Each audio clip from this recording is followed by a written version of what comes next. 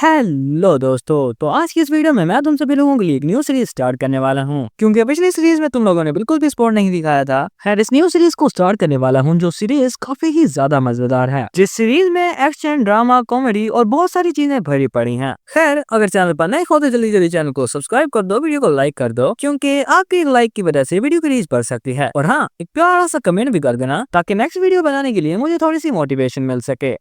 इस कहानी की शुरुआत एक जंगल से होती है, जहां पर हम कुछ असैसिन्स को देखते हैं जो कि काफी ज्यादा देरी से उस डार्क फॉरेस्ट में किसी तरह बढ़ रहे थे, जो कि अचानक से एक जगह पर आकर रुक जाते हैं। और हम देखते हैं कि उनके सामने एक फायर कैंप और शायद एक बच्चा था, जिसे देखते हुए उन असैसिन्स के लीडर के चेहरे पर एक स्माइल आ गई और अपना खंजर निकालते हुए उसी बच्चे के कंबल पर अटैक कर दिया। जो अटैक सक्सेसफुली उस कोड को हिट भी हो जाता है, लेकिन थोड़ा सा करीब जाने पर उसे पता चलता है कि उस कोड के अंदर तो बच्चा है ही नहीं। और इस चीज को देखकर वो असैसिन काफी ज्यादा हैरान हुआ, लेकिन तभी उसे अपने पीछे से आवाज आती है, मैं पीछे हूँ। और इस आवाज को सुनकर वो असैसिन काफी ही ज्यादा हैरान हो जाता है। और जब पीछे की तरफ उसने देखा तो हम देखते हैं एक ब्लैक हेयर्ड और बिना कोई एक्सप्रेशन देते हुए खड़ा हुआ एक लड़का। जो मिस्टीरियस लड़का अचानक से कहने लगता है, जैसा कि तुम लोगों ने मुझ पर अटैक करने की कोशिश की, तो इसका मतलब है कि मैं तुम्हें मार सकता हूँ। और ये कहते हुए वो एक ट्री ब्रांच को तोड़ता है और अभी भी उन्हें कह रहा था, तो ये सिर्फ सेल्फ डिफेंस होगा। और ये कहते हुए वो अपनी तीर कमान साध रहा था। और उस लड़के को ऐसा करता हुआ देखकर एक असैसिन बोला,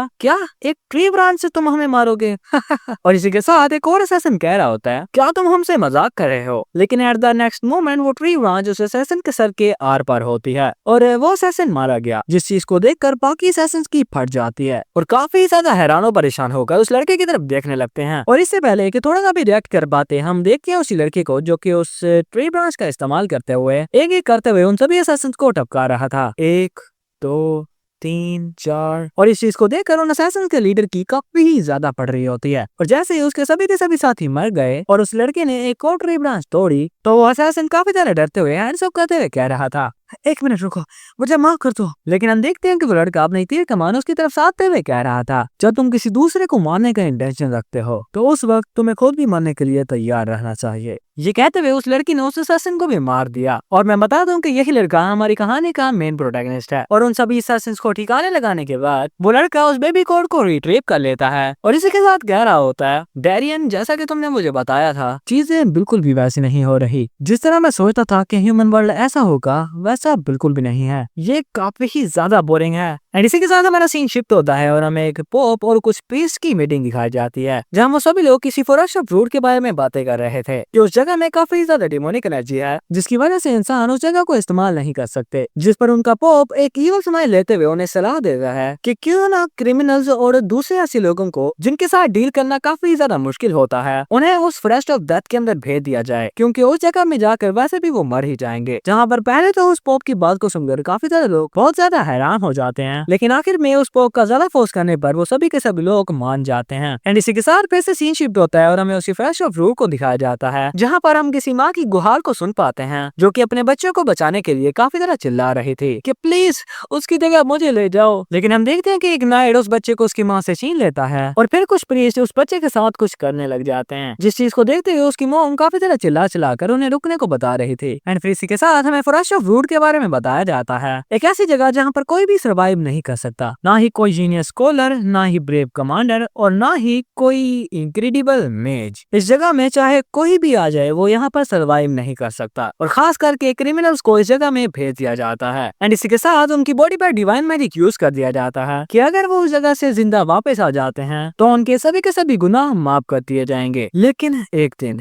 एक बच्चा सीड ऑफ डार्कनेस के साथ पैदा हुआ और उस बच्चे की एग्जिस्टेंस खुद में ही एक बहुत बड़ा गुनाह थी। और ऑफ कोर्स वो एक बच्चा होता है तो रोने लग जाता है, लेकिन इसी के साथ अभी भी नरेटर बता रहा होता है उस बच्चे को डिमोनिक रियाल में फेंक दिया गया, जिस जगह से कोई भी जिंदा वापस नहीं आ सकता था, क्योंकि वो फॉरेस्ट पूरा का पूरा डिमोनिक एनर्जी से भरा हुआ था। उस बच्चे को भूख और प्यास ने काफी ही ज्यादा दर्शाया, लेकिन उस बच्चे के दिल के अंदर कोई सीड ग्रो हो रहा था जिसमें से एनर्जी निकली और उस बच्चे को कवर कर लिया। एंड इसी के साथ हम देखते हैं 10 दिन गुजर जाते हैं, लेकिन वो बच्चा सरवाइव कर गया। एंड इसी के साथ हमें एक बहुत बड़े टाइगर को उस बच्चे के पास आते हुए दिखाया जाता है जो कि उस बच्चे को देखकर दहाड़ रहा था। लेकिन हम देखते हैं कि उस बच्चे को खाने की बजाय वो टाइगर उस बच्चे को उठा लेता है एंड फिर से रिलेटेड बता रहा होता है और उसी दिन उस बच्चे की किस्मत डिसाइड कर ली गई थी। एंड फिर इसी के साथ हमें 10 साल बाद का सीन दिखाया जाता है जहाँ हम उसी बच्चे को देखते हैं जो कि अब तक काफी ज्यादा बड़ा हो गया होता है और एक खरगोश का पीछा कर रहा था और अपने एमसी का नाम है हेलमेट। हम देखते हैं कि हेलमेट एक छलांग लगाता है और उस रैबिट को पकड़ लेता है और उस रैबिट को पकड़ने के बाद उसने उसी टाइगर को आवाज लगाई जिसका नाम इलागा है कि मैंने इसे पकड़ लिया।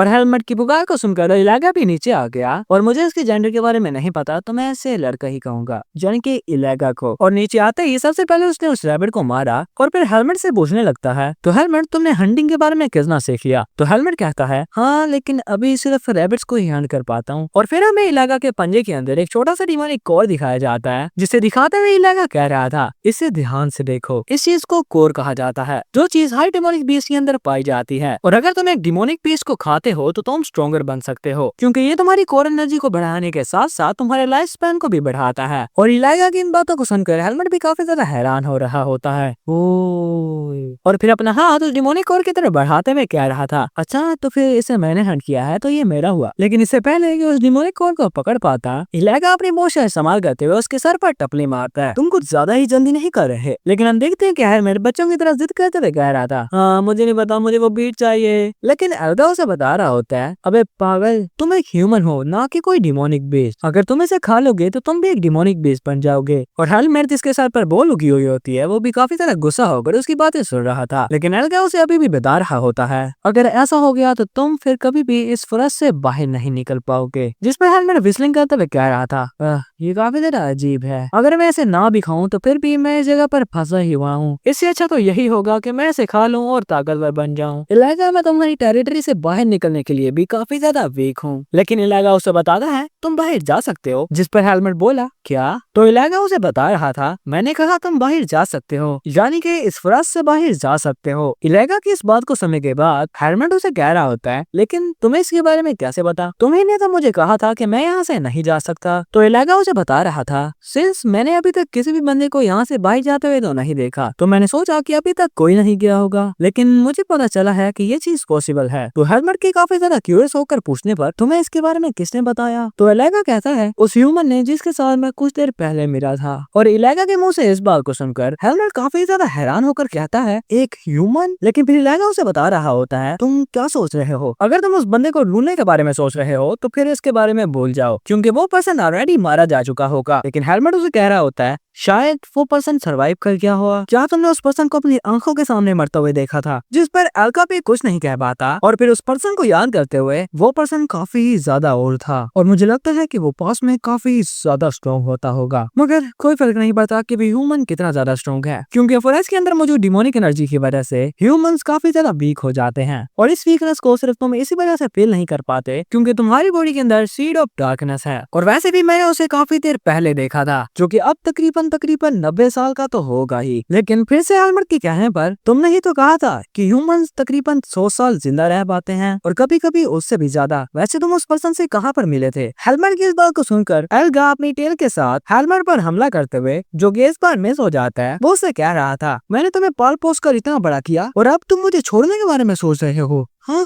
डिस्गस्टिंग। और पीछे की तरफ से हेलमेट उसके अटैक को डॉज करते हुए कह रहा था तुम ये बार बार मुझ पर अटैक करना बंद करोगे और मुझे बताओ कि वो कहाँ पर है? तो एल्गा उसे बताना तो नहीं चाहता था लेकिन फिर भी उसे कह रहा होता है वो वैसे भी वहाँ पर नहीं होगा। तो हेलमेट के फिर से चीखने पर तुम मुझे बताओगे सही कि वो है कहाँ पर? अगर वो वहाँ पर नहीं होगा तो मैं वापस लौट आऊंगा। तो इस बार एल्गा भी थोड़ा सा गुस्सा हो गया और हेलमेट के काफी ज्यादा करीब जाकर कह रहा था जो भी हो जाओ मरो, जैसे तुम्हारा दिल कहता है वैसे करो। तो हेलमेट के पूछने पर कि है कहाँ पर वो जगह ईस्ट की तरफ है। और एल्गा का ये कहना ही था। हेलमेट पीछे की तरफ मुड़ता है और काफी ज्यादा तेजी से वहाँ से भाग जाता है जिसे देखकर एल्गा काफी ज्यादा हैरान था। और फिर आखिरी बार उसे रोकने के लिए मुझे फर्क नहीं पड़ता तुम जाओ मरो। लेकिन आगे तरफ हम देखते हैं हेलमेट उसकी सभी धमकियों को इग्नोर करते हुए कह रहा होता है इस बार में सोचना कि इस फॉरेस्ट के अंदर एक ह्यूमन भी है और वो एक काफी ज्यादा ताकतवर ह्यूमन है जिसकी बॉडी के अंदर सीड ऑफ डार्कनेस भी नहीं है। वो इसका मतलब है कि मैं एक और ह्यूमन से मिल सकता हूँ, एक ऐसा ह्यूमन जो कि मेरे जैसा है। और इसी के साथ हमारे सीरीज का फर्स्ट पार्ट यहीं पर खत्म होता है। सो बताओ कि सीरीज को कंटिन्यू करना है या फिर नहीं, और अगर इसी सीरीज को कंटिन्यू करवाना है तो कमेंट बार नेक्स्ट पार्ट के कमेंट से भर दो। और अगर कोई दूसरी सीरीज सजेस्ट करना चाहता है तो कर सकते हो। खैर इस सीरीज के बारे में रिव्यू देते जाना। एंड अगर चैनल पर नए हो तो जल्दी चैनल को सब्सक्राइब कर दो, वीडियो को लाइक कर दो। एंड मिलते हैं अगली वीडियो में, तब तक के लिए tata bye bye, take care.